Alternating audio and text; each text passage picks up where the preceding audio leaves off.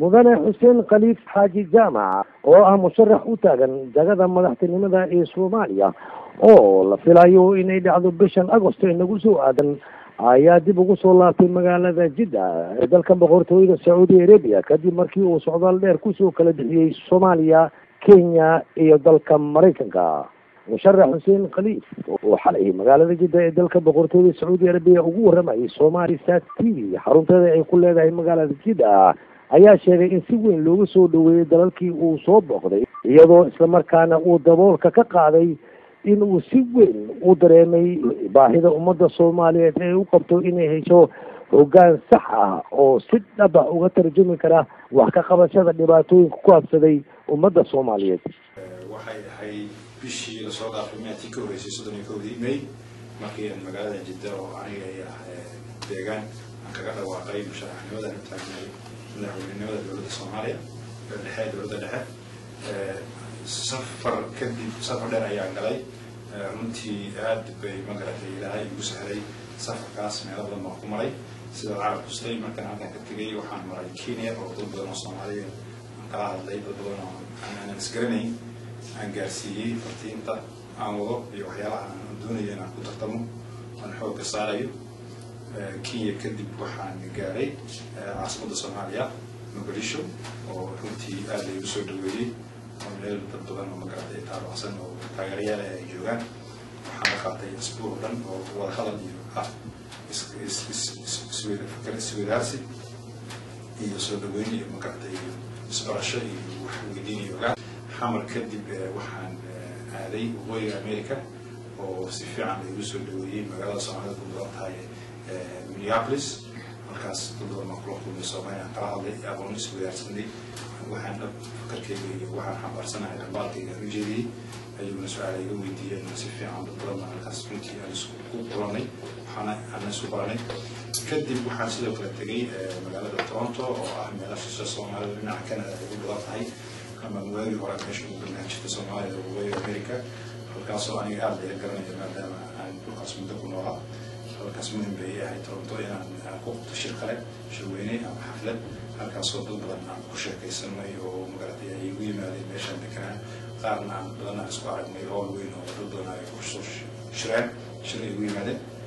Toronto oo shirkaas weyn oo Toronto kadib waxaan u soo gudbay inaan ku soo noqdo kadib waxaan ka degay magaalada madaxda gobolka Mudug ee Gaalkacyo waxaan ku aad lagu soo dhaweeyay si aad iyo aad dareenkeyga kor ugu qaaday oo dhiirigelisay airport lagu soo dhaweeyay mudane xuseen khaliif xaaji jaamac oo ka hadlayay siyaabaha looga bixi karo isqabqabsiga ee u dhexeeya mas-uuliyiinta Soomaaliya ee dhinacyada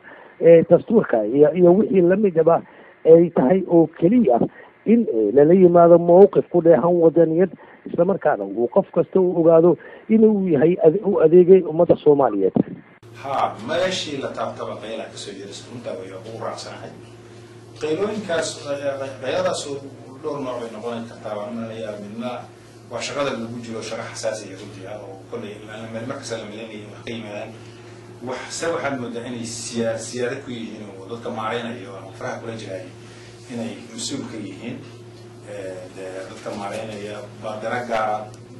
cad inay kala yihiin mar uu ka hadlayay siyaabaha looga bixi karay dhibaatooyinka dhaqaale ee ku habsaday ummadda Soomaaliyeed mudane xuseen khaliif waxa uu daboolka ka qaaday siyaabaha kaliya ee umuurtaasi lagu xallin karo ay tahay in la helo kaadiriin khibrad iyo aqoon dheeraad ah u leh arrimaha dhaqaalaha taas oo uu cadeeyay in ay keeni karto wax laga qabto ilaha dhaqaalaha ee dalka Soomaaliya wuxuuna si gaar u xusay mudane xuseen khaliif xaaji jaamac in waqtan xaadirka aanay u baahnayn ummadda Soomaaliyeed lacagyo looga soo sameeyay dibadda balse ay u baahan tahay in lagu dhiirigeliyo in loo dareero wax soo saar dhab ah si ay wax soo saarkaas kadib ay u noqoto tallaabo dabooli karta baahida dhaqaale ee ka jirta dalka Soomaaliya. dhaqaalaha Soomaaliya waxa kaloo dhaqaalaha Soomaaliya waa buufay si loo kiciyaana runtii waxa weeye wax aad iyo aad u adag marka dhaqaalo loo hadlo wuxuu u baahan yahay dhaqaaluhu in dib kaabayaasha dhaqaalaha loo soo garab kiciyo dhaqaalaha u shaqeeyo waxaa loo baahan yahay in la ururiyo ixsaab ama statistics dhaqaalaha waxaa loo baahan yahay dad in la helo ka shaqeeya dhaqaalaha u tababaran xirfadlayaal in horta helo la helo hoggaan dalka hogaamiye anigu samahay in lacag cusub in loo soo daaro oo maqan qalab marka sababtu waxaa weeye lacagta iskuulaadka maadooyinka ugu horeeya dhaqaalaha lagu dhigtaa lacagta laga hadlaa waxaa weeye lacagta dhowr waxyaaba loo isticmaalo in loo isticmaalo wax lagu kala gato in maxaa ku dhahdaa wax lagu kaydsado iyo in wax lagu tirsado saddex waxyaabood keliya baa lacagta loo isticmaalo dhaqaalaha lagu dhigtaa saddexdii waxyaabood baa lacagta hadda Soomaaliya jirta waa garta mudane xuseen waxaa kaloo u cadeeyay nasiib darrada kale ee ku habsatay ummadda Soomaaliyeed ay tahay iyadoo ay jiraan haatan ama ay rasmi ahaanba u caddaatay in hay-adaha caalamiga qaarkood ee ku shuqul leh arrimaha lacagta ama deeqdaba siiya Soomaaliya ay ku tuhmayaan mas-uuliyiin ka tirsan Soomaaliya in ay lunsadeen lacag loogu talagalay ummadda Soomaaliyeed sidaa darteedna buu yiri in haatan la gaaray in ummadda Soomaaliyeed waqtigii ay xulan lahayd dad masali kara magaca qarannimada Soomaaliyeed dokumentigan dhinacaas baa u jihaysan yahay dokumentigaas soo baxay Turkiga ka soo baxay Istanbul haddana mid baa miiska saaran oo hadda laga hadlayaa in soo degto kulli wax farta ku fiiqayaan in Soomaaliya maaheedu ay lacagada ulusatay taas ilaah baa inoo laakiin kulli ilaah soo saaray ee sahlan ma aha sahlan culus weeye علي جامع علمي على كوس Somali Sat TV Saudi Arabia.